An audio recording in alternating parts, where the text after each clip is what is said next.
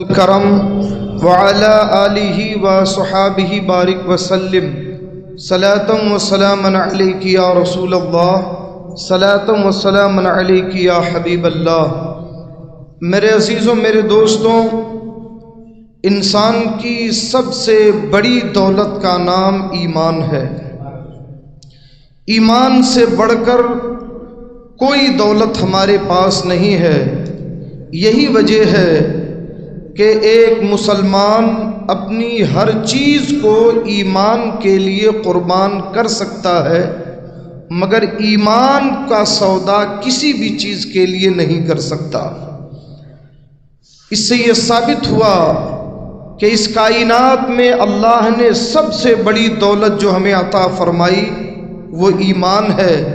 اللہ ارشاد فرماتا ہے، ان الذین قالوا ربنا اللہ ثم استقاموا تتنزل علیہم الملائکہ، جنہوں نے کہا کہ ہمارا رب اللہ ہے اور پھر اسی پر جم گئے، اسی پر قائم رہے، ایک ذرہ برابر اپنے دین سے ہٹے نہیں۔ اللہ فرماتا ہے تتنزل علیہم الملائکہ، ان پر اللہ کے رحمت کے فرشتے اترتے ہیں۔ اللہ تخافوا ولا تحزنوا وابشروا بالجنۃ التي كنتم توعدون، وہ اس بندے کو بشارت دیتے ہیں کہ خوف نہ کھا، غم نہ کر، بشارت قبول کر اس جنت کی جس کا تجھ سے وعدہ کیا گیا۔ اور یہ اس وقت یہ بشارت آتی ہے جب انسان پر سب سے بڑی مصیبت آتی ہے۔ آپ کو معلوم ہے کہ سب سے بڑی مصیبت کیا ہے؟ سب سے بڑی مصیبت موت کی مصیبت ہے، موت کی شدت ہے، موت کی تکلیف ہے۔ جس وقت انسان پر موت طاری ہوتی ہے اور وہ اپنی زندگی کے سب سے مشکل دور سے گزرتا ہے، سب سے کٹھن وقت اس پر آتا ہے اور سب سے زیادہ درد اور تکلیف کا احساس جس وقت اسے ہوتا ہے، اس وقت اللہ تبارک و تعالی ایمان والوں پر یہ کرم فرماتا ہے کہ اس کے رحمت کے فرشتے اس کے پاس آ کے کہتے ہیں غم نہ کھا، گھبرا نہیں، یہ تھوڑی دیر کی تکلیف ہے، اس جنت کی بشارت قبول کر جس کا تجھ سے تیرے رب نے وعدہ کیا ہے۔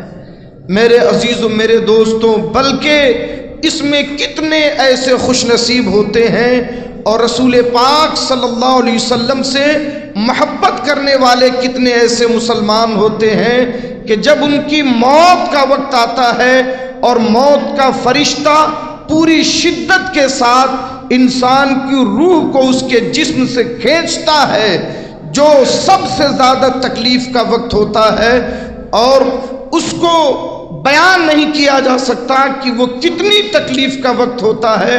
حدیث شریف میں ہے کہ حضرت سیدنا عمرو بن العاص رضی اللہ تعالیٰ عنہ نے اپنے بیٹے سے فرمایا، جب ان کی موت کا وقت قریب آیا، آپ نے فرمایا کہ بیٹا اس وقت میں دنیا اور آخرت کے درمیان ہوں، موت میرے قریب آ رہی ہے۔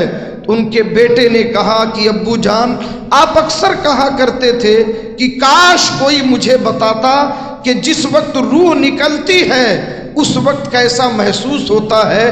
تو اس وقت آپ اسی دور سے گزر رہے ہیں، تو آپ یہ بتائیے کہ آپ کو کیسا محسوس ہو رہا ہے۔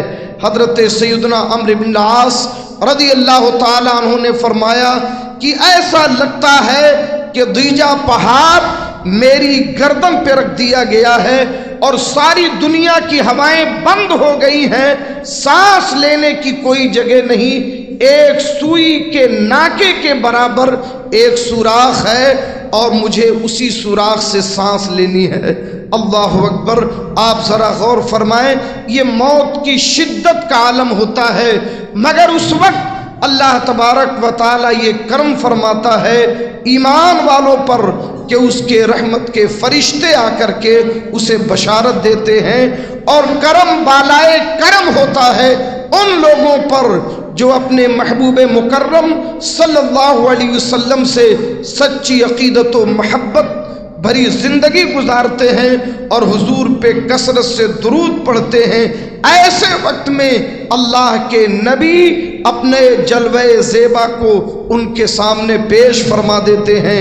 اللہ کے نبی رسول کریم صلی اللہ علیہ وسلم تشریف لاتے ہیں، انسان نبی کا چہرہ دیکھتا ہے اور اسے اپنے درد کا احساس تک نہیں ہوتا اور اپنی جان جاں آفری کے حوالے کر دیتا ہے۔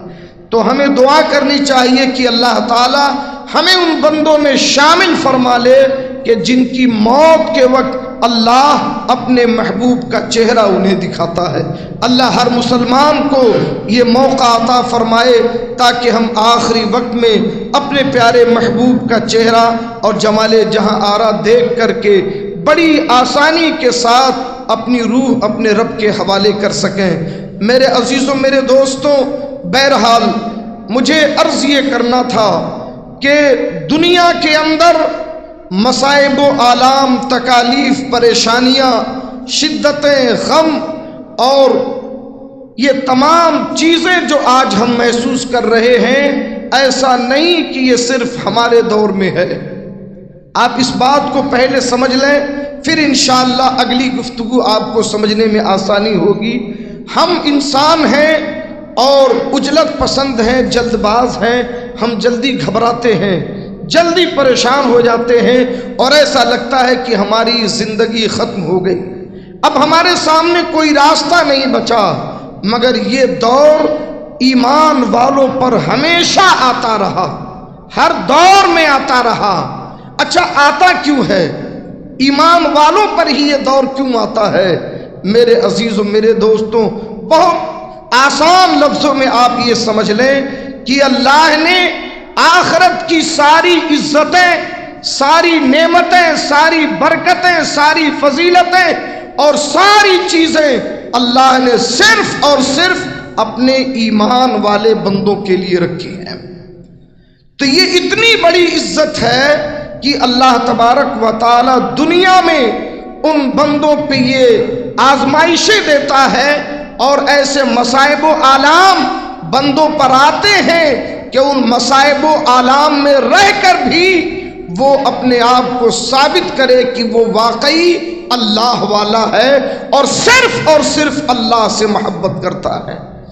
میرے عزیزوں، میرے دوستوں، ظاہر سی بات ہے، ہر منزل پر پہنچنے کے لیے ایک ایگزام ہوتا ہے، ہر عہدے پر پہنچنے کے لیے اس کی تیاریاں ہوتی ہیں، ہر بڑے عہدے پر پہنچنے کے لیے اس کی پڑھائی ہوتی ہے اور اس کے ایگزامات ہوتے ہیں، اس کا انٹرویو ہوتا ہے۔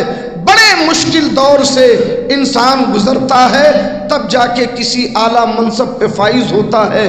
اللہ نے آخرت کی عزتیں عطا فرمانے کے لیے اس دنیا کو ہمارے لیے دارالعمل بنایا، اس میں ایمان کے ساتھ، صبر کے ساتھ، اللہ کی رضا والی زندگی، اللہ کی بارگاہ میں عبادت والی زندگی گزار کے جو موت سے ہمکنار ہو کر کے آگے بڑھ جائے گا، اللہ تعالیٰ اس کے لیے آخرت کی زندگی اس کے حوالے کر دے گا۔ تو یہ ہے معاملہ۔ اس لیے آپ یہ نہ سمجھیں کہ یہ ہم ہی پر یہ دور ہے۔ اچھا، آپ ذرا سوچئے اور غور فرمائیے کہ پروردگار عالم نے دنیا میں سب سے سخت آزمائش کن لوگوں پہ ڈالی ہے؟ آپ نے کبھی غور کیا؟ آپ غور فرمائیں، دنیا میں جو اللہ کے سب سے زیادہ مقرب ترین بندے ہیں، جو سب سے زیادہ اللہ کے قریب ہیں، یعنی جنہیں انبیاء کرام کہا جاتا ہے، وہ انبیاء کرام جن سے زیادہ افضل و اعلیٰ اللہ نے کسی مخلوق کو پیدا ہی نہ کیا، نہ انسانوں میں، نہ جناتوں میں، نہ فرشتوں میں، سب سے زیادہ مقربین بارگاہ انبیاء کرام ہوتے ہیں۔ مگر آپ تاریخ اٹھا کے دیکھیں، سب سے سخت آزمائش اللہ نے انبیاء پر اتاری ہے، سب سے سخت آزمائش۔ یہ کیوں ہے؟ کیونکہ انبیاء کرام اللہ کے سب سے مقرب بندے ہیں۔ پروردگار عالم ان کی مثالیں دنیا میں لاتا ہے، اللہ تعالیٰ ان کے ذریعے دنیا کو یہ پیغام دیتا ہے کہ اللہ کے مخلص بندے ایسے ہوتے ہیں کہ ہزار مصائب و آلام آ جائیں مگر وہ کبھی بھی اللہ کے راستے سے ہٹتے نہیں، کبھی وہ رب کی نافرمانی نہیں کرتے، بلکہ چاہے جیسی مصیبت آئے، بلکہ مصیبتیں جتنی زیادہ ہوتی ہیں ان کا اللہ کی طرف رجوع کرنا، اللہ کی طرف آنا اور زیادہ بڑھ جاتا ہے۔ تو یہ دنیا میں ہمارے لیے انبیاء کرام کی مثالیں ہیں تاکہ ہم انہیں دیکھ کر کے صحیح زندگی گزار سکیں۔ میرے عزیزوں، میرے دوستوں، انسان کا معاملہ کیا ہے کہ وہ فوراً مصیبت آئی اور فوراً وہ باغی ہونے لگتا ہے، نافرمانی کی بولیاں بولنے لگتا ہے۔ ارے اللہ کے بندے، کبھی یہ بھی تو غور کیا کر کہ مصائب و آلام دو طریقے سے آتے ہیں۔ اللہ ارشاد فرماتا ہے وَمَا أَصَابَكُم مِّن مُّصِيبَةٍ فَبِمَا كَسَبَتْ أَيْدِيكُمْ، جو مصیبتیں عام طور پر لوگوں پہ آتی ہیں وہ ان کے اپنے ہی برے کارناموں کا نتیجہ ہے۔ کبھی ہم یہ غور کرتے ہیں کہ ہمارے دن کیسے گزر رہے ہیں، ہماری راتیں کیسی گزر رہی ہیں، ہم اپنا وقت کہاں گزار رہے ہیں، اپنی جوانی کہاں کھپا رہے ہیں اور کن کن کاموں میں ہماری زندگی گزر رہی ہے۔ اور پھر جب اللہ کی طرف سے رسیاں کسی جاتی ہیں، اللہ کی طرف سے مصیبتیں اس پر آتی ہیں، تو وہ بجائے اس کے کہ اپنے برے کاموں سے توبہ کرے، اپنے گناہوں سے توبہ کرے، اللہ کی طرف رجوع کرے، اس کے بجائے وہ انسان اللہ کی شان میں گستاخیاں کرنے لگتا ہے، دین سے باغی ہونے لگتا ہے۔ تو ایسے لوگوں کو اللہ کی کوئی ضرورت نہیں۔ اللہ تبارک و تعالی اس بات پر قادر ہے کہ وہ نئی مخلوق پیدا فرما دے، بلکہ وہ اس بات پر بھی قادر ہے کہ دشمنوں کے ہی دلوں میں اسلام کو اتار کے انہی کو اسلام کا شیدائی بنا دے۔ تو میرے عزیزوں، میرے دوستوں، یہ ہمارے لیے جو زندگی کا حصہ ہے، ایک بات ہمیشہ یاد رکھو، مصیبتیں نیکوں پر بھی آتی ہیں، مصیبتیں بروں پر بھی آتی ہیں۔ جو بروں پہ آتی ہیں وہ ان کے برے اعمال کا نتیجہ ہے، اور جو نیکوں پر آتی ہیں وہ اللہ کی آزمائش ہے تاکہ ان کی زندگی دوسروں کے لیے نمونہ بن سکے۔ صبر کیسے کیا جاتا ہے، اللہ کی طرف رجوع کیسے کیا جاتا ہے، اور ہر حال میں اللہ پر ایمان لانے کا مطلب کیا ہوتا ہے، یہ دنیا کے سامنے یہ پیغام آ سکے۔ میرے عزیزوں، میرے دوستوں، مگر انسان کو چاہے جس بنیاد پر بھی مصائب و آلام آئیں، وہ ہم پر آزمائش ہو یا ہمارے برے اعمال کا نتیجہ ہو، ایک ہی راستہ ہے کہ ہر حال میں اللہ پر ایمان قائم رکھو، اللہ کے راستے کی طرف چلو، اللہ پہ رجوع لاؤ اور اللہ کو راضی کرنے کی کوشش کرو۔ اللہ تبارک و تعالی ان آزمائشوں کو دور کر دیتا ہے، اللہ ان کے ایسے بندوں کے گناہوں کو معاف کر دیتا ہے اور پھر اس کے بعد راستے کھول دیتا ہے۔ اللہ ارشاد فرماتا ہے ان مع العسر یسرا، یقیناً مشکلات کے ساتھ آسانیاں بھی ہیں۔ مشکل دور زیادہ وقت تک نہیں رہتا، مگر یہ آتا اس لیے ہے تاکہ ہم اپنے ایمان میں اور مضبوط ہو جائیں۔ اللہ کے نبی ارشاد فرماتے ہیں، سنن ترمذی کی حدیث ہے، اللہ کے نبی نے فرمایا کہ لا تزول قدم عبد، اللہ تبارک و تعالی جب قیامت کے دن بندوں کو اپنی بارگاہ میں بلائے گا اور سارے لوگ اللہ کے حضور حاضر ہوں گے، اللہ کے نبی فرماتے اس وقت کسی بندے کا قدم اللہ کی بارگاہ سے ہل نہیں پائے گا، 1 انچ بھی ہٹ نہیں پائے گا جب تک کہ وہ 5 سوالوں کا جواب نہ دے دے۔ جب تک 5 چیزوں کا جواب نہیں دے لیتا، فرشتے اسے ہٹنے نہیں دیں گے، اپنی جگہ سے ہلنے نہیں دیں گے۔ اب وہ 5 سوال کیا ہے؟ امام ترمذی نے اپنے سنن کے اندر اس حدیث کو روایت فرمایا اور یہ فرمایا کہ ھذا حدیث صحیح، یہ بالکل صحیح حدیث ہے، اعلیٰ درجے کی سند کے ساتھ۔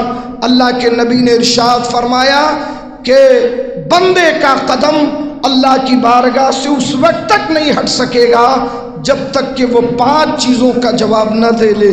اب ہم ان سوالوں کو سنیں اور غور کریں کہ ہماری زندگی کتنے سال کی ہو گئی، موت کا فرشتہ کبھی بھی آ سکتا ہے، کیا واقعی ہم ان 5 سوالوں کے جواب کے لیے تیار ہیں؟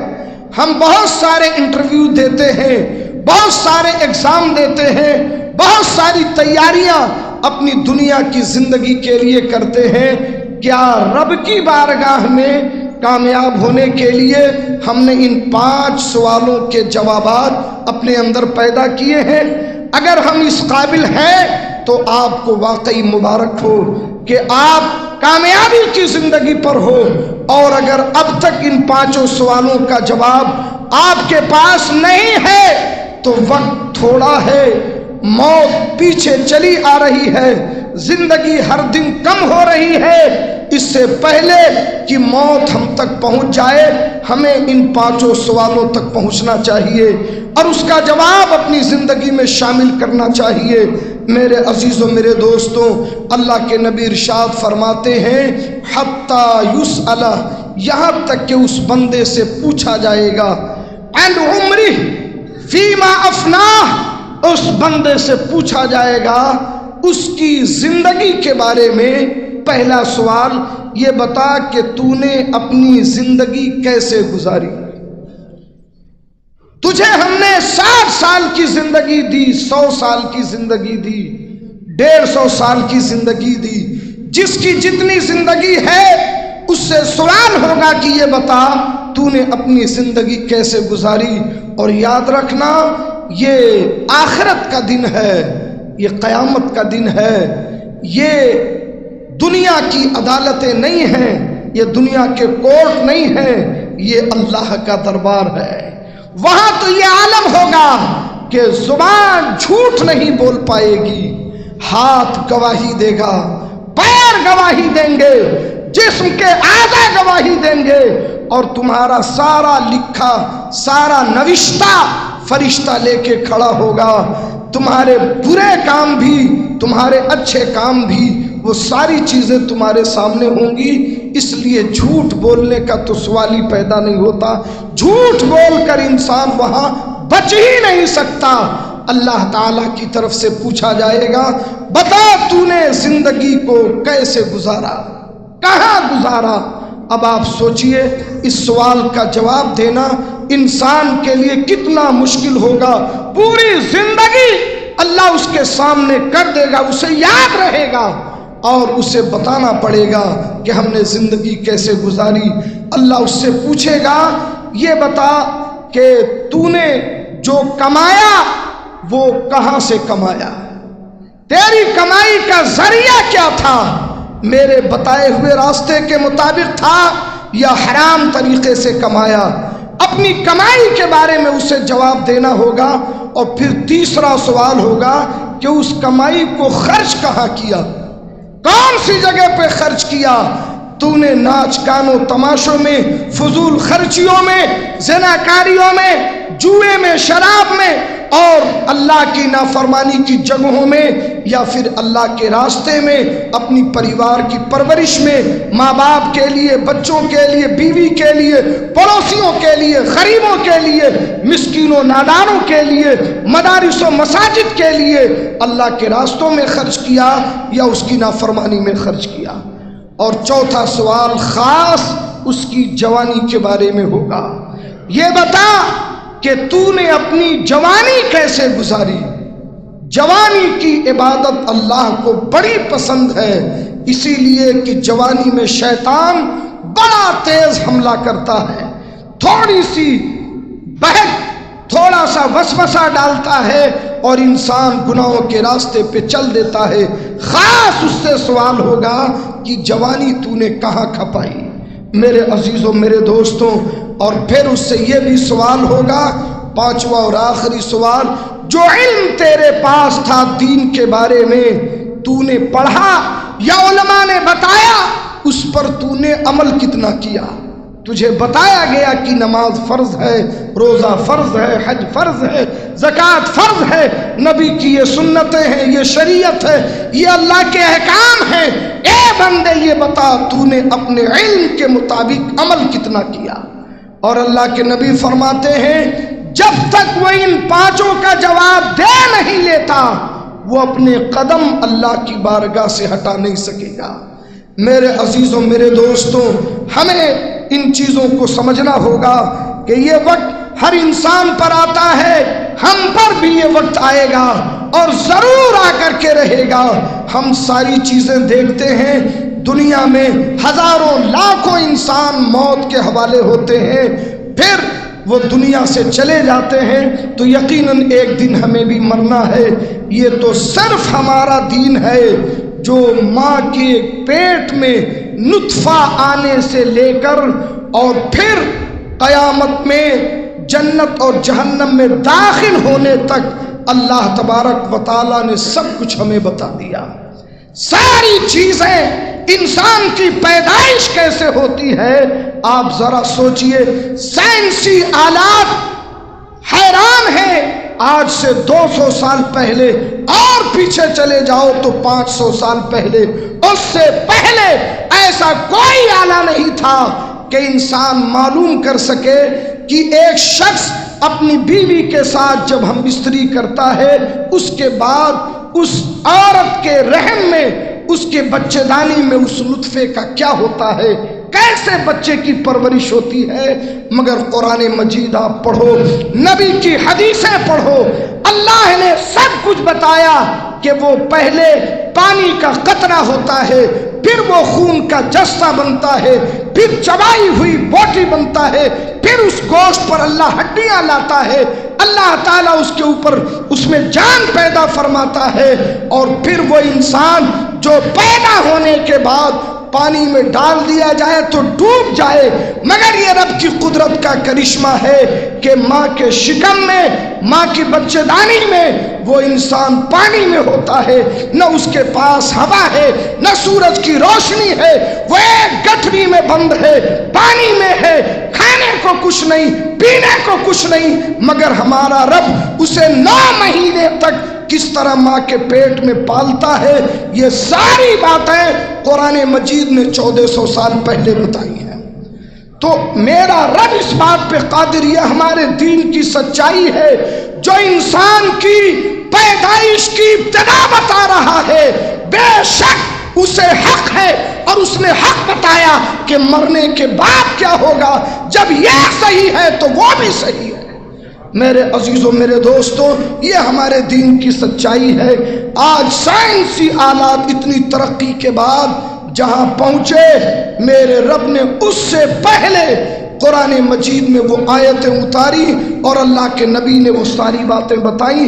عرض یہ کرنا ہے کہ دنیا کے مصائب و آلام سے گھبرانے کی ضرورت نہیں۔ یہ سمجھ لو کہ یہ جو دنیا ہے سجن للمومن و جنت للکافر، یہ مومن کے لیے ایک قید خانہ ہے، اور قید خانے میں کوئی سکون سے نہیں رہتا، اور کفار و مشرکین کے لیے یہ جنت ہے۔ جنت کیوں ہے؟ کیونکہ جو کچھ انہیں دینا تھا یہیں پہ دیا، آخرت میں صرف ایمان والوں کا حصہ ہے۔ گھبراؤ نہیں، پریشان نہ ہو، اگر فکر کرنی ہے تو فکر اس بات کی کرو کہ تمہارا ایمان بچے گا کیسے، اپنے ایمان کو بچانے کی کوشش کرو، اللہ کے راستے میں سچی توبہ کرو اور دین پر قائم رہو۔ طرح طرح کے گمراہیاں، مصیبتیں، کفر و شرک کے بادل اور طرح طرح کی آزمائشیں آئیں گی، مگر ہمیشہ یہ دعا کرو، اے اللہ ہمیں سیدھے راستے پر چلا، ہمیں صراط مستقیم پہ قائم فرما، ایمان والے بندوں میں شامل فرما، مصائب و آلام پہ صبر عطا فرما، اور اے اللہ ایمان پہ قائم رکھ اور ایمان ہی پر ہمیں موت نصیب فرما۔ میرے عزیزوں، میرے دوستوں، رمضان المبارک کا یہ مقدس مہینہ اپنی منزلیں طے کر رہا ہے۔ اس کے بعد جو جمعہ ہے انشاءاللہ وہ الوداعی جمعہ، جمعۃ الوداع ہم پڑھیں گے، جو اس کے بعد رمضان المبارک میں کوئی اور جمعہ نہ پڑے گا، اس لیے ابھی بھی وقت ہے، ہم سچے دل سے توبہ کر لیں، اپنے گناہوں سے معافی مانگیں، اللہ کی بارگاہ میں صبر کے ساتھ ایمان والی زندگی گزاریں، تعلیم حاصل کریں، حلال کمائی کریں، اپنے عقل کو استعمال کریں اور زیادہ سے زیادہ قرآن مجید کی تلاوت کریں، اپنے بچے اور بچیوں کے لیے ایمانی ماحول اپنے گھروں میں پیدا کریں، ہر حال میں اپنی نسل کو ایمان پر قائم رکھیں۔ یہ آج ہمارے لیے سب سے بڑا چیلنج ہے، اللہ تعالی ہمیں اس میں کامیابی عطا فرمائے۔ استغفر اللہ ربی من کل ذنب واتوب الیہ۔ السلام علیکم ورحمۃ اللہ وبرکاتہ۔